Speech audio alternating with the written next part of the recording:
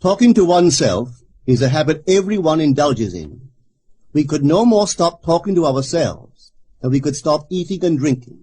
All that we can do is control the nature and the direction of our inner conversations. Most of us are totally unaware of the fact that our inner conversations are the causes of the circumstances of our life. We are told that as a man thinketh in his heart, so is he. But do we know that man's thinking follows the tracks laid down in his own inner conversations? To turn the tracks to which he is tied in the direction in which he wants to go, he must put off his former conversation, which is called in the Bible the old man, and be renewed in the spirit of his mind. Speech is the image of mind. Therefore, to change his mind, he must first change his speech. By speech is meant those mental conversations we carry on with ourselves. The world is a magic circle of infinite possible mental transformations, for there are an infinite number of possible mental conversations. When man discovers the creative power of inner talking, he will realize his function and his mission in life. Then he can act to a purpose. Without such knowledge, he acts unconsciously. Everything is a manifestation of the mental conversations which go on in us without our being aware of them. But as civilized beings, we must become aware of them and act with a purpose. A man's mental conversations attracts his life. As long as there is no change in his inner talking, the personal history of the man remains the same. To attempt to change the world before we change our inner talking is the struggle against the very nature of things. Man can go round and round in the same circle of disappointments and misfortunes, not seeing them as caused by his own negative inner talking, but as caused by others. This may seem far-fetched, but it is a matter which lends itself to research and experiment. The formula the chemist illustrates is not more certainly provable than the formula of this science by which words are clothed in objective reality. One day a girl told me of her difficulties in working with her employer. She was convinced that he unjustly criticized and rejected her very best efforts. Upon hearing her story, I explained that if she thought him unfair, it was a sure sign that she herself was in need of a new conversation piece. There was no doubt but that she was mentally arguing with her employer, for others only echo that which we whisper to them in secret. She confessed that she argued with him mentally all day long. When she realized what she had been doing, she agreed to change her inner conversations with her employer. She imagined that he had congratulated her on her fine work, and that she, in turn, had thanked him for his praise and kindness. To her great delight, she soon discovered that her own attitude was the cause of all that befell her. The behavior of her employer reversed itself. It echoed, as it had always done, her mental conversations with him. I rarely see a person alone without wondering to what conversation piece is he tied. On what mysterious track is he walking? We must begin to take life consciously, for the solution of all problems lies just in this. The second man, the Lord from heaven in all of us, is trying to become self-conscious in the body, that he may be about his Father's business. What are his labors? To imitate his Father, to become master of the Word, master of his inner talking, that he may mold this world of ours into a likeness with the kingdom of love. The prophet said, "Be ye imitators of God as dear children." How would I imitate God? Well, we are told that God calls things that are not seen as though they were seen, and the unseen become seen. This is the way the girl called forth praise and kindness from her employer.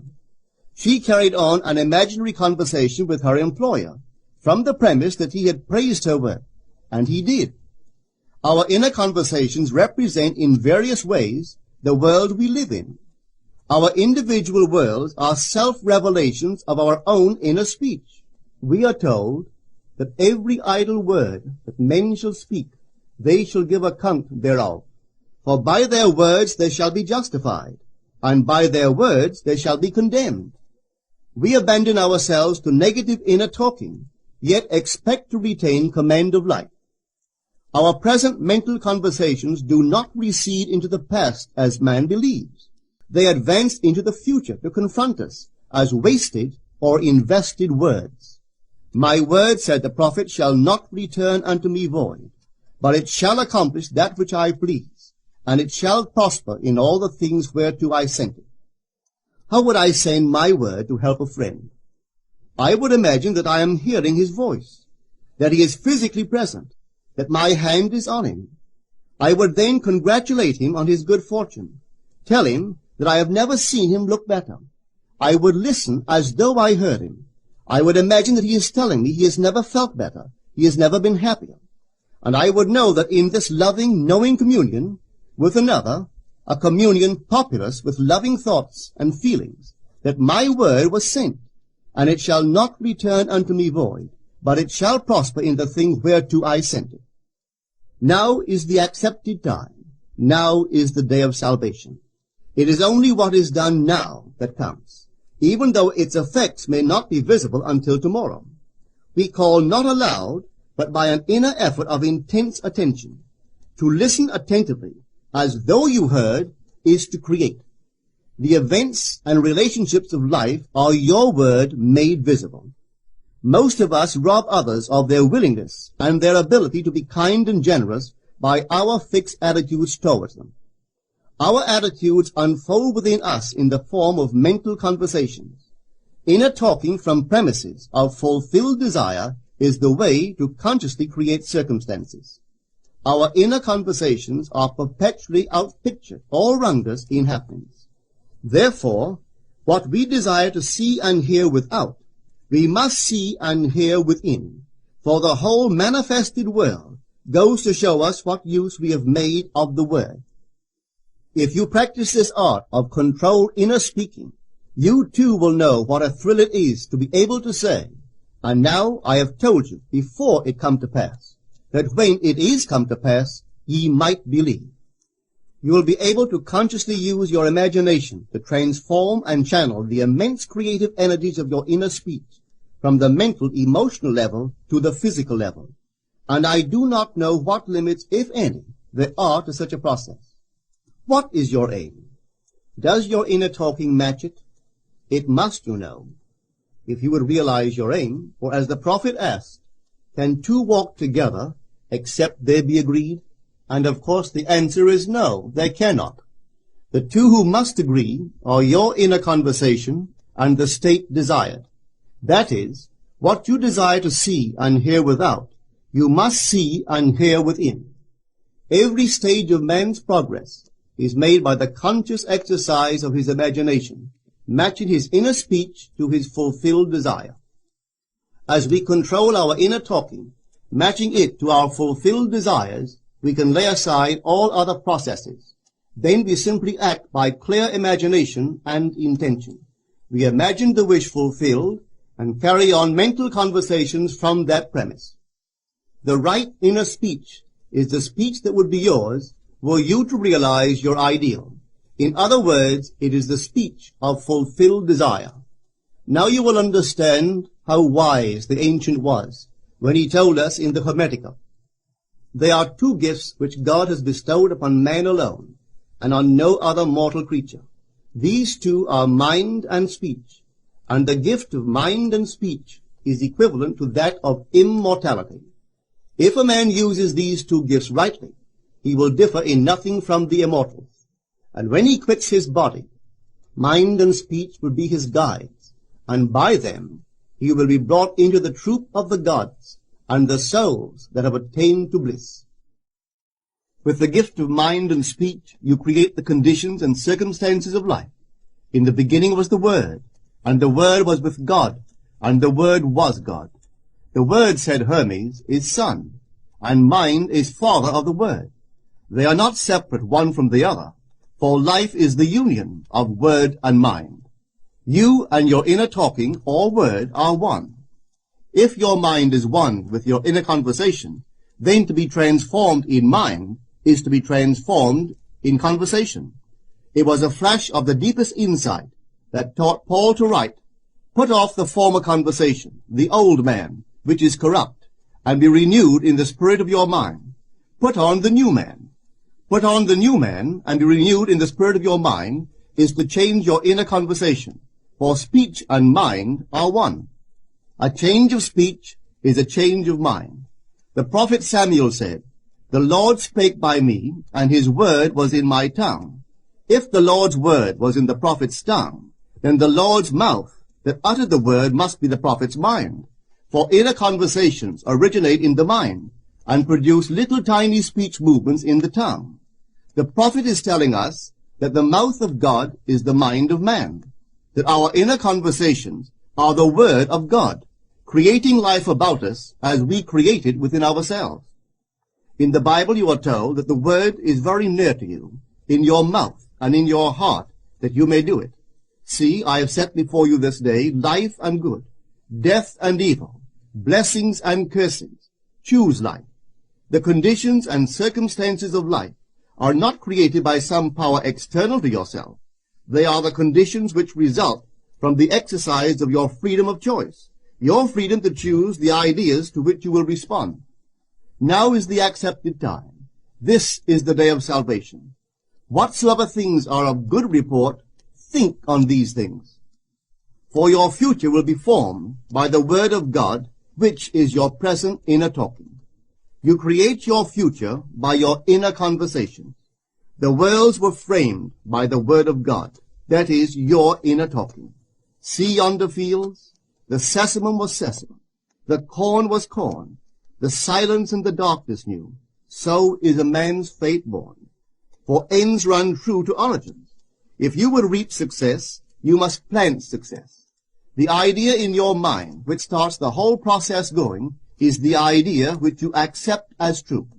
This is a very important point to grasp, for truth depends upon the intensity of imagination, not upon facts. When the girl imagined that her employer was unfair, his behavior confirmed her imagination. When she changed her assumption of him, his behavior reflected the change, proving that an assumption, though false, if persisted in, will harden into fact. The mind always behaves according to the assumption with which it starts. Therefore, to experience success, we must assume that we are successful. We must live wholly on the level of the imagination itself, and it must be consciously and deliberately undertaken. It does not matter if, at the present moment, external facts deny the truth of your assumption. If you persist in your assumption, it will become a fact. Signs follow. They do not precede. To assume a new concept of yourself is to that extent to change your inner talking or word of God, and is therefore putting on the new man. Our inner talking, though unheard by others, is more productive of future conditions than all the audible promises and threats of men. Your ideal is waiting to be incarnated, but unless you yourself offer it human parentage, it is incapable of birth.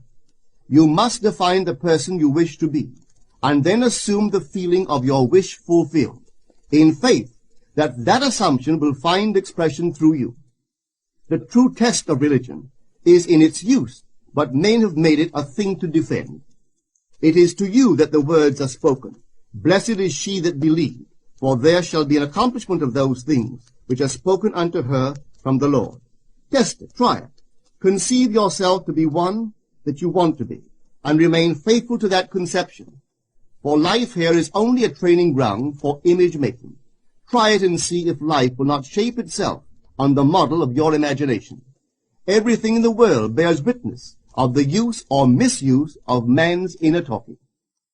Negative inner talking, particularly evil and envious inner talking, are the breeding ground of the future battlefields and penitentiaries of the world. Through habit, man has developed a secret affection for these negative inner conversations. Through them he justifies failure, criticizes his neighbors, gloats over the distress of others, and in general pours out his venom on all. Such misuse of the word perpetuates the violence of the world. The transformation of self requires that we meditate on a given phrase, a phrase which implies that our ideal is realized, and inwardly affirm it over and over and over again until we are inwardly affected by its implication, until we are possessed by it. Hold fast to your noble inner convictions or conversations. Nothing can take them from you but yourself. Nothing can stop them from becoming objective facts. All things are generated out of your imagination by the Word of God, which is your own inner conversation. And every imagination reaps its own words, which it has inwardly spoken. The great secret of success is a controlled inner conversation from premises of fulfilled desire. The only price you pay for success is the giving up of your former conversation, which belongs to the old man, the unsuccessful man. The time is ripe for many of us to take conscious charge in creating heaven on earth. To consciously and voluntarily use our imagination to inwardly hear and say only that which is in harmony with our ideal is actively bringing heaven to earth. Every time we exercise our imagination lovingly on behalf of another, we are literally mediating God to that one. Always use your imagination masterfully, as a participant, not an onlooker. In using your imagination to transform energy from the mental, emotional level to the physical level, extend your senses. Look and imagine that you are seeing what you want to see, that you are hearing what you want to hear, and touching what you want to touch. Become intensely aware of doing so. Give your imaginary state all the tones and feeling of reality. Keep on doing so until you arouse within yourself the mood of accomplishment and the feeling of relief. This is the active, voluntary use of the imagination, as distinguished from the passive, involuntary acceptance of appearances. It is by this active, voluntary use of the imagination that the second man, the Lord from heaven, is awakened in man. Men call imagination a plaything, the dream faculty, but actually it is the very gateway of reality. Imagination is the way to the state desired. It is the truth of the state desired, and the life of that state desired. Could you realize this fully, then would you know that what you do in your imagination is the only important thing. Within the circle of our imagination, the whole drama of life is being enacted over and over again. Through the bold and active use of the imagination, we can stretch out our hand and touch a friend 10,000 miles away and bring health and wealth to the parched lips of his being. It is the way to everything in the world. How else could we function beyond our fleshly limitations? But imagination demands of us a fuller living of our dreams in the present. Through the portals of the present, the whole of time must pass. Imagine elsewhere as here, and then as now. Try it and see. You can always tell if you've succeeded in making the future dream a present fact by observing your inner talking. If you are inwardly saying what you would audibly say, were you physically present and physically moving about in that place, then you have succeeded. And you could prophesy from these inner conversations and from the moods which they awaken within you what your future will be. For one power alone makes a prophet, imagination, the divine vision. All that we meet is our word made visible, and what we do not now comprehend is related by affinity to the unrecognized forces of our own inner conversations, and the moods which they arouse within us. If we do not like what is happening to us, it is a sure sign that we are in need of a change of mental diet. For man, we are told, lives not by bread alone, but by every word that proceeds from the mouth of God. And having discovered the mouth of God to be the mind of man, a mind which lives on words or inner talking, we should feed into our minds only loving, noble thoughts. For with words or inner talking we build our world. Let love's lordly hand raise your hunger and thirst to all that is noble and of good report, and let your mind starve ere you raise your hand to a cup love did not fill, or a bowl love did not bless, that you may never again have to say, "What have I said? What have I done?" O all-powerful human word.